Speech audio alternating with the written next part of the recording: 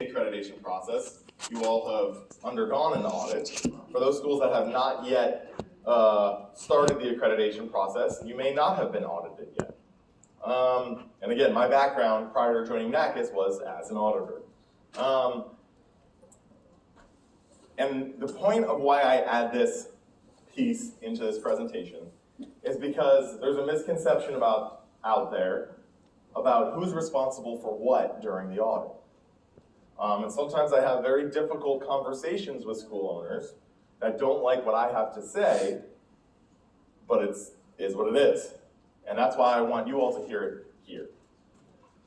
So when you think of an audit, and when I say management's responsibilities, that's the school owners, school administrators.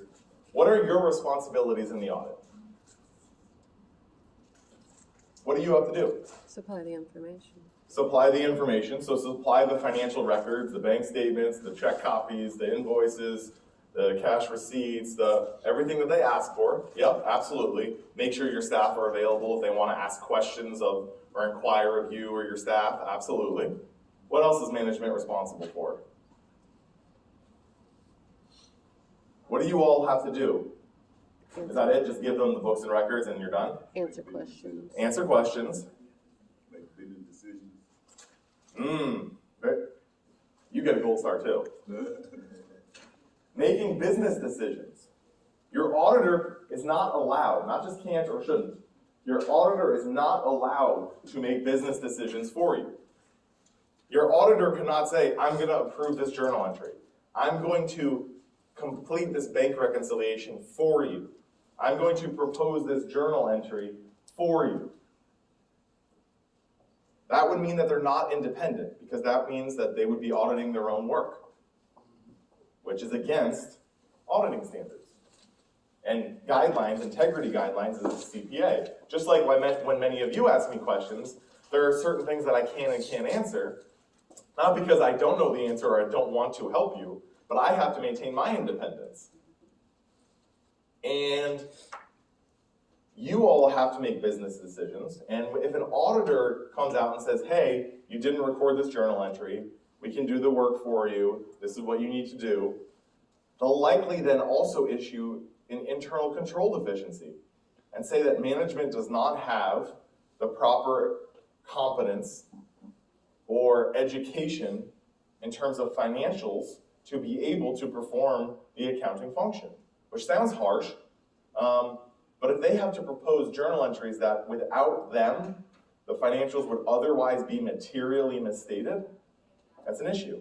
And when I say material, I mean something of significance, that a user of the financial statements would not come to the same conclusion otherwise on the financials had that journal entry or adjustment not been provided.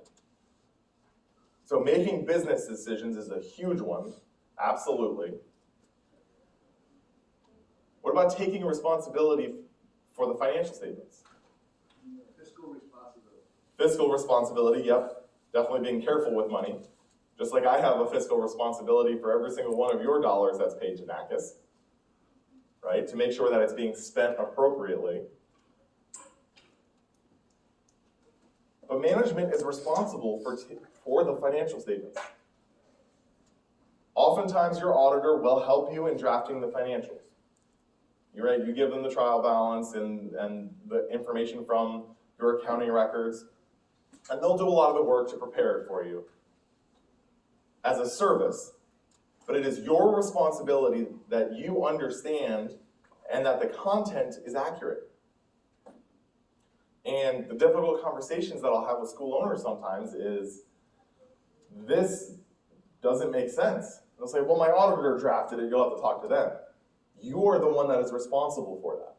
You. Well, my auditor drafted it. Okay, and you had to sign off that you reviewed it. It is your responsibility. And I know it comes off as harsh, and I don't mean it to be, although I kind of mean it to be, because it's the truth. It is what it is. And you have to take responsibility for it. Because ultimately, the financial results, good, bad, or in between, fall back on you. So management responsibilities is that you've prepared the books and records in accordance with US GAAP, right? The accrual journal entries are recorded. Accounts receivable is recorded. Deferred revenue is recorded. Tuition is recorded properly. When it's earned, right? There's an allowance for doubtful accounts. All of these things. Establishing and maintaining internal controls. That's your responsibility for establishing the controls and making sure that they actually work. Because what happens if your auditor comes and says, okay, Stephen is the person sitting at the front desk getting the cash receipts, and he's logging them in the system, and then he's going to the bank and depositing them, and then he's posting that journal entry into the accounting records, and then he's also reconciling the bank statements. That sounds like I can do a lot, right? Now, do I know I'm an ethical person and I would never steal a check? Sure. Do you know that? Do you know that? No. And I could override the system, right? So it's management's responsibility to make sure that there are procedures in place, and we'll talk about the implications, because you could be found out of compliance with Naccas if there's a material weakness or significant deficiency reported by your auditor.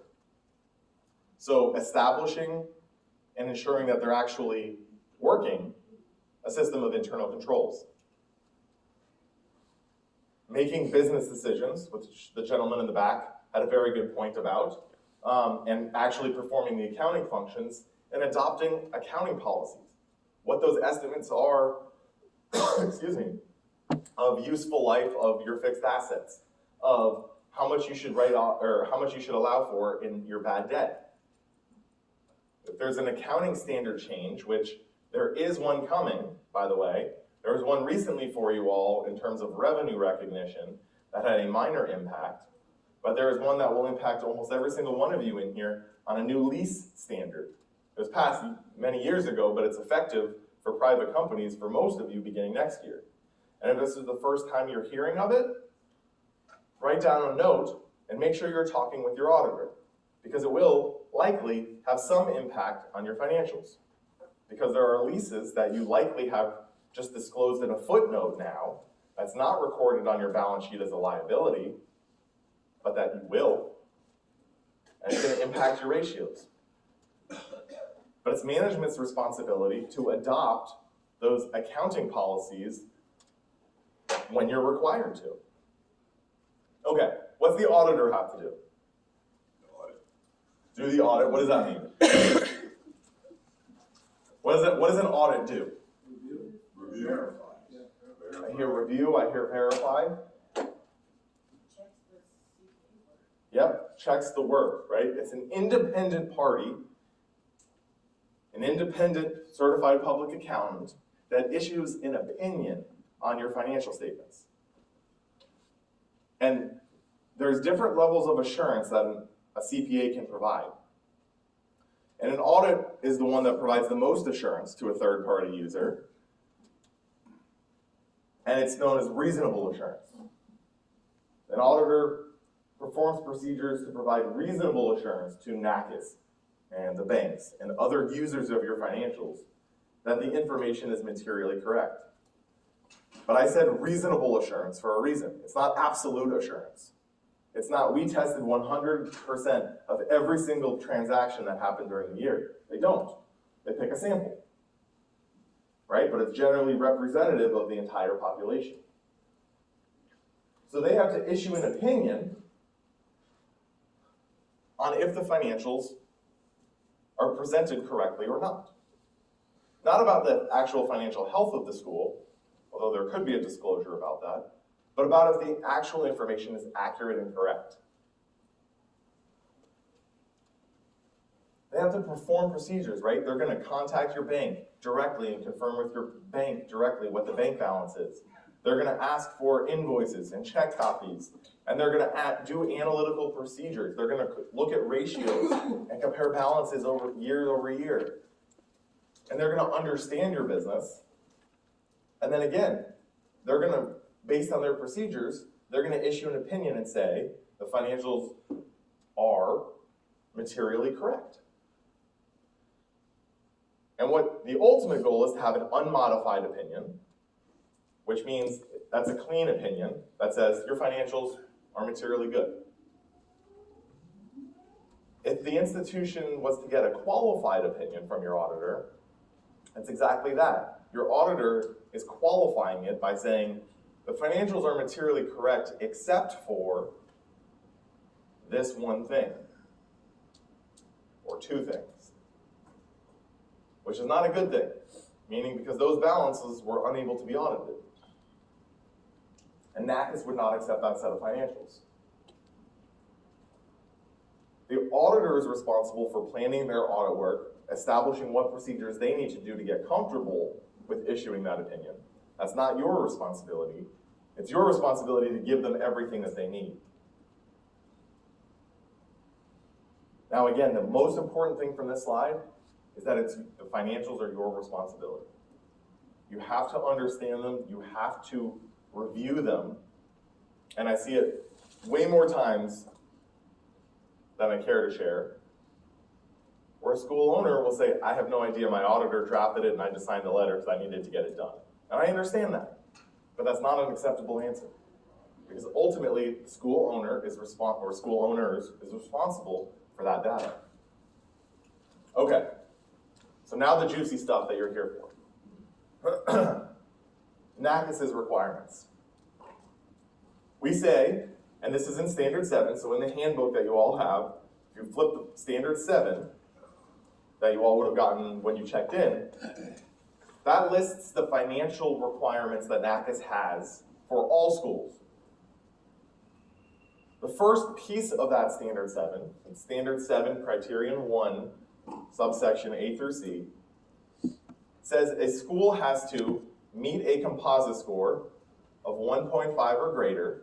We're going to talk about what that means. Or Naccas has 3 alternative ratios if the school doesn't meet a 1.5 composite score. And if the school doesn't have a 1.5 composite score but meets the 3 alternative ratios, school still meets for Naccas and you're good. Now those 3 alternative ratios are a current ratio of 1 to 1 or greater. Remember earlier we talked about current versus non-current items, right?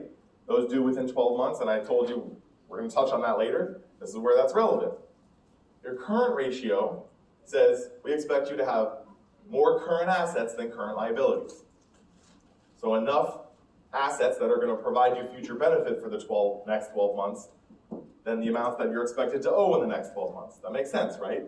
That you have enough capital to sustain your operations.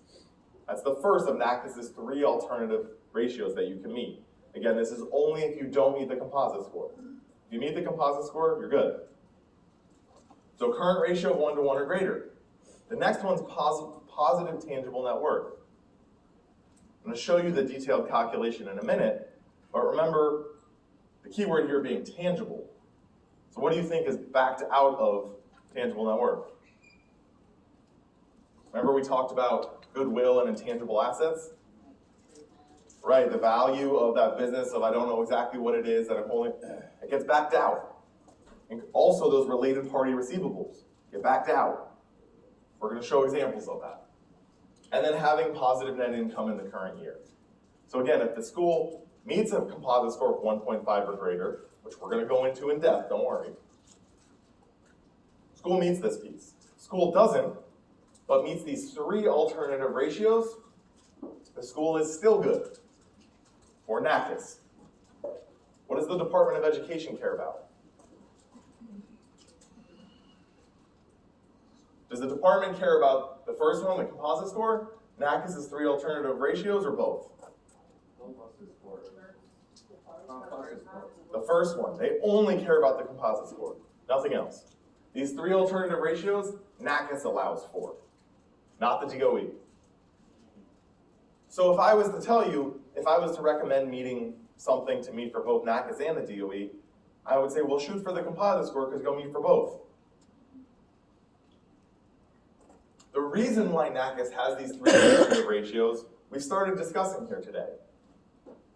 The schools that are in the process of getting initially accredited, or maybe that are accredited but don't want Title IV funding, that are only cash pay schools, recognizing the difficulty with that, right? Not having the ability to get students loans, Pell Grants, etc. Having an alternative set that can still show us you're still stable. But again, for the DOE, it's a composite score of 1.5 or greater. And if you meet that with Naccas, you're good too. And by the way, if you actually look at, and I encourage you to flip to standard 7 in our handbook, it doesn't say, in subsection A, it doesn't say you have to have a composite score of 1.5 or greater. It says the school has to meet the requirements as set forth by the Code of Federal Regulations 34 CFR blah, blah, blah, blah, blah, blah, blah. Because the Code of Federal Regulations changes from time to time. But that's referring to the composite score section, and any guidance that the DOE releases on the composite score calculation is inherent and flows through to Naccas without us having to change our standard too. And that's why we say you have to meet this DOE requirement, which is the composite score of 1.5 or greater, or these 3 alternative ratios. Yes, sir, question in the back. So the Department of Education will still give you Title IV funding if you meet the second? No. No. Well, let me caveat that with, I can't speak on behalf of the department because I'm not the department. But if you don't meet the composite score, generally speaking, from my experience, the Department of Education, no, would not grant you Title IV access. Naccas, you can still demonstrate stability. But to get Title IV and to maintain Title IV without additional requirements, the composite score. And so my recommendation would be to shoot for a 1.5 composite score. And I know, we're still saying, but Stephen, you promised me you were going to explain what the heck does a 1.5 mean? What's the range? How do I get there? What impacts that? We're going to talk about it, I promise. The composite score is exactly that. It's a composite blend of a number of metrics. We talked about that concept already today, right? It's not just net income. Net income's a piece of it. Equity is a piece of it. Assets are a piece of it. Liquidity is a piece of it. All of these things. Because one of those, right, if you have positive cash flows from operations, does that tell you that your school is financially stable? Not in and of itself. Is it an indicator? Yeah. Again, so these things are evaluated. It's a number of factors that go into it. And the composite score allows a $100 million school and a $100,000 school to be evaluated on the same plane. It sizes the metric, the number that spits out, it puts you on the same playing field. And so the composite score ranges from a negative 1.0, being the worst possible composite score, to a 3.0, which is the best possible composite score. And for that, just take my word. That's the truth. And so anything above a 1.5, 1.5 to 3.0, is considered financially stable. Period. For both Naccas and the DOE. Anything from, and this is actually how the DOE classifies it, anything from a 1.0 to a 1.4, the DOE considers it financially responsible but requires additional oversight. And so if you're a school that receives Title IV and end up having a comp score somewhere between 1.0 and 1.4, the DOE will likely say, you can continue to participate in Title IV with certain additional oversight. And they might require to put you on a heightened cash monitoring process, which is more regulatory work you have to do. They might require you to post a letter of credit as collateral. So they might not say you're done, but they might say you have to do more things to keep your Title IV. If you fall between a 1 and a 1.4, do I think that they'll give you Title IV? The question that we had in the back. Again, I can't speak on behalf of the DOE, but their requirement is that you have a 1.5 or greater. And I'll let you read between the lines. Anything less than a 1.0 is considered not financially responsible. And if you fall below a 1.0, generally you're not going to be able to meet Naccas's alternative 3 ratios as well, right? A number of the metrics somewhat overlap. And I talked about this before. The composite score gauges the fundamental elements of financial health of a school, not necessarily the educational quality, right? We kind of have the financial piece here, and then you have the educational quality here, and Naccas requires that both are good. Because when you have the site visit and the evaluators are out there, our ICPE teams are out there, they're not looking at your financials. Those are sent to us by your auditor. My team is looking at your financials and evaluating that, and then you get a letter from us, right? And again, it's because as part of the site visit, right, your financials isn't something that we need to be sitting at your school to look at, right? That's something that we look at this document that's provided by your auditor. But it's so important because, by the way, Naccas' standards, the standard 7 that we're talking in the handbook, if you're a school seeking initial accreditation, so either a pre-candidate, candidate, initial school not yet accredited, you have to be in 100% full compliance with all of Naccas' standards to be accredited. So if you are a school seeking accreditation and don't have a composite score of 1.5 or greater, and don't meet Naccas' 3 alternative ratios, even if you have a visit that goes perfect, no limitations, everything is perfect, but you don't meet this, our commission has no choice but to say, you are denied initial accreditation. And I don't mean to say that to scare you, but it is what it is. If a school that is already accredited, meaning at one point you met the standard, right, because you had to get accredited, if you fall out of compliance, it doesn't necessarily mean your accreditation is taken away instantly. You're put on a monitoring process with a time frame to come back into compliance. And if you don't come back into compliance within that time frame, then you could lose your accreditation and get withdrawn. And again, I don't say this to scare you, but it is what it is, and it's the truth. And again, this is one of those pieces that is not talked about as much, right? Because the visits, it's a lot of times, okay, the ISS and SAP policy and leaves of absence and this and that, and then the financials are, okay, our auditors are going to do that, but it's just as important, if not more. And it's so heartbreaking when we see a school that has no limitations, did everything right, but just didn't plan the financial piece correctly, and then they get a letter from our commission saying, we're denying you initial accreditation, and it's heartbreaking, because we would never, ever want to do that. And the reason why we have these requirements is to set you up for success, right? And the reason why we say you have to do all these things is so a school that's attempting to get initially accredited, there's a lot of work, a lot of dollars, a lot of sweat, a lot of tears that go into it. But that way, most schools want to then get Title IV funding, and we want to set you up for success. So by the time you've gotten accredited, that next step of the journey is, I don't want to say an easy one, but it's easily accomplished, right? If we say, oh, we're going to be super easy and you don't have to have any type of financial stability and this and that, well, then when you get accredited and then you say, I want to go get Title IV funding, and the DOE says, haha, no way, you say, well, what did I spend all this money and time on? The composite score is broken down into 3 ratios. The primary reserve ratio, the equity ratio, and the net income ratio.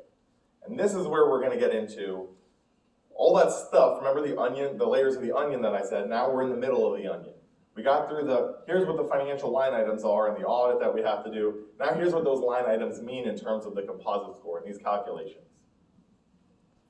The primary reserve ratio is 30% of the calculation of your composite score. It's weighted. So 30% of it, and I'm going to break this down, I promise, is the primary reserve ratio. 40% of it, the highest weighted item, is the equity ratio. And 30% of it is the net income ratio. Okay, so Stephen, you threw out a bunch of numbers and a bunch of financial jargon. What does this mean? And so the primary reserve ratio is basically saying, do you have enough liquid assets in your business to continue your operations? are you a financially viable business that has enough assets in it? It's measured, the technical measuring, it uses adjusted equity and total expenses as part of the calculation. Adjusted equity is the equity that's on your balance sheet, but it takes out those things that we said aren't allowed for this calculation, like goodwill, it backs that out, backs out intangibles, backs out related party receivables, backs that out from equity. The equity ratio is just that. Is there enough equity left in the business, right? Has the owner taken out all the capital in the business to be able to maintain the operations of the school? Is there enough equity in relation to the size of the business, the assets that are in the business, for it to continue on successfully? And then the net income ratio is just that. Is the school profitable? And again, this looks at total revenues and it looks at net income. And again, sizes it in scale, so whether you're a $100,000 school or a $100 million school, you're going to be evaluated on the same plane. And you're going to get a score between negative 1.0 and 3.0. And so, well, before I move on real quick, are any schools in here a not-for-profit school? Intentionally a not-for-profit school? Okay. The only reason I ask that is because the ratio weightings are slightly different for a not-for-profit school. The only difference is the primary reserve ratio is weighted 40%, equity stays at 40%, and net income ratio goes to 20%. And no surprise, because a not-for-profit organization, the goal is not necessarily to make a profit, right? So net income is weighted less. The only reason I ask that is because if there were any schools that were intentionally and classified as not-for-profits, and I say intentionally, right, because many of the schools that have just started up or pre-candidates or cash pay understand that sometimes, and accredited schools, sometimes, right, you're not intentionally, sometimes it's unintentional. But that's the only change. So when you look at these numbers and right, you say, okay, the primary reserve ratio, do I have enough capital in my business, right? Well, what are things that are going to make this better? Well, if I have more assets, if I have more equity, if I have less in liabilities, it's going to help this. The equity ratio, similarly, do you have enough equity? Have you taken too much equity out of the business? Do you have recurring losses that are having you result in an equity deficit? Do you need to put capital into the business? So that way you can continue to either fund growth or fund a sustainable business. And are you profitable, right? That is a piece of the composite score, but actually it's only 30%. So is it possible to lose money on your books on an accrual basis and to have negative net income or a net loss and still meet the composite score of 1.5 or greater? The answer is yes. Yes. Yes, you can. And that's a misconception. A lot of people think, oh, well, I lost money, there's no way I can meet it. That's not true. Does that mean you need to make up for it and have more equity in your business and more assets in your business? Yes. But can you still have a net loss and still meet this ratio? Yes.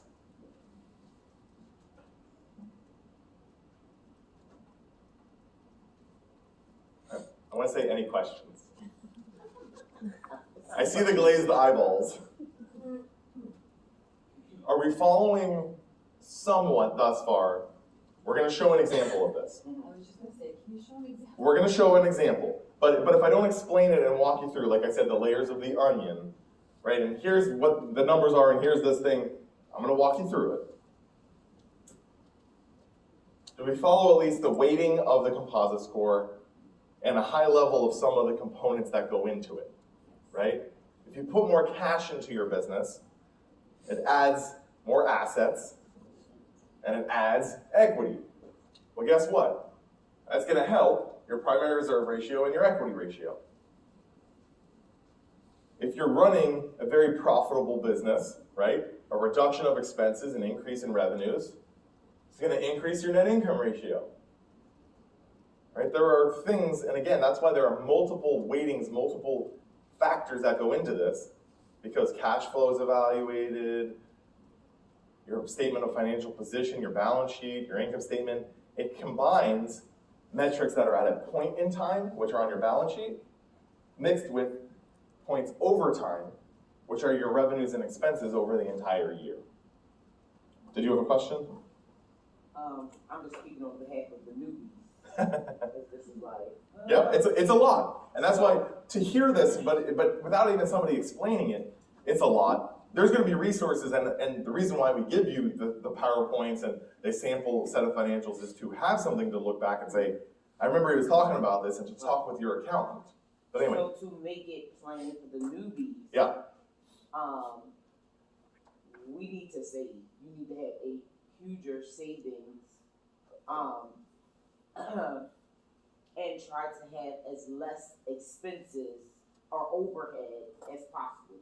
Yeah. Sure, and that's in any business, right? You want to have cash in the bank, you want to be profitable, you want to have liquid assets available to do what you need. If you need to go hire somebody or buy a new piece of equipment and not have to worry, of course, absolutely. Those things are only going to help your composite score. But I also recognize a lot of those things are easier said than done, right? Like when I say, oh yeah, if you put $100,000 in your business, and right, you say, well, Stephen, do you have $100,000 just to throw in your business, right? Maybe you do or don't, but that's easier said than done. I recognize that. And maybe it makes sense to have debt.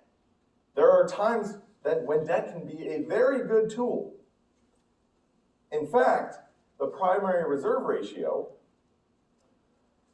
when I said adjusted equity, and write this one down, because this one's going to make your head spins. Heads spin. The purchase of property and equipment that is not funded by debt will hurt your composite score. So an example, let's say I'm going to buy a building for my school. That's the easiest example. And it's $100,000, and I pay for it in cash. That building will be subtracted from my available assets for purposes of the composite score. However, if I have that building and I fund it with debt, i.e. instead of paying cash, I take out a mortgage, the way the Code of Federal Regulations is written says, well, that debt actually helps you, and it gets added back. So now that building doesn't hurt you anymore. And I'll say that again, like I said, writing that down, take a minute because it'll make your head spin. So you're telling me, Stephen, that if I have the cash and financial wherewithal to buy my building, you're saying for the composite score, it will help me more if I don't pay for it in cash, but I get a mortgage. That's what I said, and that is accurate. Caveat, I don't write the Code of Federal Regulations. Here's the reason why. And again, I can explain the reason why. Again, I don't write the code, so don't be mad at me. It makes sense though, because then you're out that $100,000 that was in your And that's budget. exactly right. And if you think about it, right, the $100,000, the way that, because we're looking, think about this from Naccas perspective. Think about this from the DOE's perspective. You're spending $100,000 of cash now that you could use on your school, all right now, for something that hopefully lasts 10 or 20 or 40 years. That could also get hit by a hurricane. It's a risk. It's a risk. It's an investment. And that's why on the statement of cash flows it's classified as an investing activity. Versus if you finance it over with a mortgage, right? You have that asset that's depreciating over its life. So you have expense over however many years the life is, right? Which is a smaller, instead of saying I'm expensing all of it now, right? You have a piece of depreciation expense every year. At the same time, the cash that you're technically paying for it is when you're paying down your mortgage in monthly payments a little bit over time, right? And so you're matching up each year's worth of cash flow instead of the impact all at once. And so, yes, the Code of Federal Regulations, the way the composite score calculation is built, is such that if you buy salon chairs and say, I'm going to take out debt for that purpose. And by the way, your auditor has to attest to it. There's specific disclosures that say, I got the debt for that purpose. That debt helps you for the composite score. Does that mean that you should finance everything with debt and that's the right move for every single person's business? No. It might absolutely make sense to you. Might it change your composite score from a 2.9 to a 2.9 and it has no impact? Or it changes it from a 2.9 to a 2.5 and you don't have to pay the interest on that loan? Yeah. Again, you have to make the best decision for you. But knowing the implications of, hey, maybe it does make sense here for our cash flow to finance this. Maybe interest rates are advantageous. Maybe they're not. I can't tell you that. What I can tell you is before you make a financing decision, or lack thereof, put the numbers into the composite score calculator that we're going to go through together and see, what if I finance it? What if I pay it with $100,000 of cash instead of taking out a loan? How is that going to change my composite score? Yes, sir. So Steve, let me ask you a question. How about if you bought the building and you in turn leased it back to the school? Mm-hmm. Would that have an effect? It depends on a couple things, which is, by the way, not uncommon, that a separate holding company may hold. Depends if that holding company is consolidated with the entity for your school or not, which there's complexities around that. If your school does have to consolidate it, if there's not a mortgage on that building, then that property and equipment will get subtracted from your assets. If there is a mortgage on the building and you have to consolidate it, that mortgage will help you.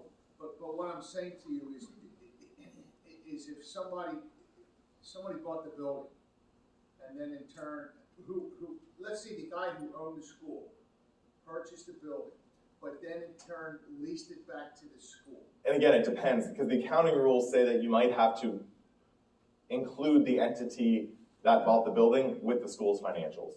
There are specific rules. That's what, you all remember Enron? That's what Enron did. Enron basically said, we're gonna have this other entity, and we're gonna shove all of its losses, even though it exists solely to serve Enron. At that time, there was not legislation, and they just shifted all the losses to that entity. They didn't have to consolidate it, and Enron looked wonderful, when in fact, it was doing terrible.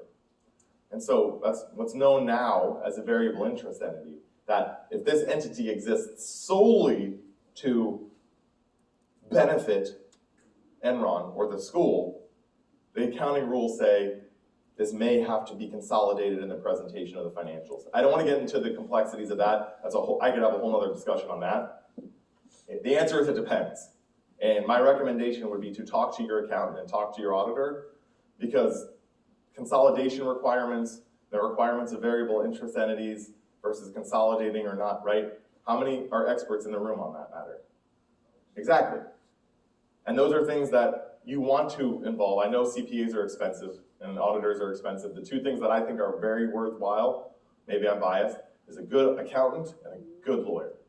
Both. I don't know about the lawyer. You know, I make that same joke. Our executive director, Mr. Darren Wallace, he's an attorney. And I give him those kind of jokes all the time. He'll send me like a lawyerly response to something, and then I'm just like, see, this is why attorneys get such a bad reputation. Come on. And he gives it right back to me about the numbers too. But it depends. Every single person's business here depends. Because I don't know the nuances of that relationship between that owner. Maybe there are other owners that are involved in that. If it's an unrelated party versus a related party.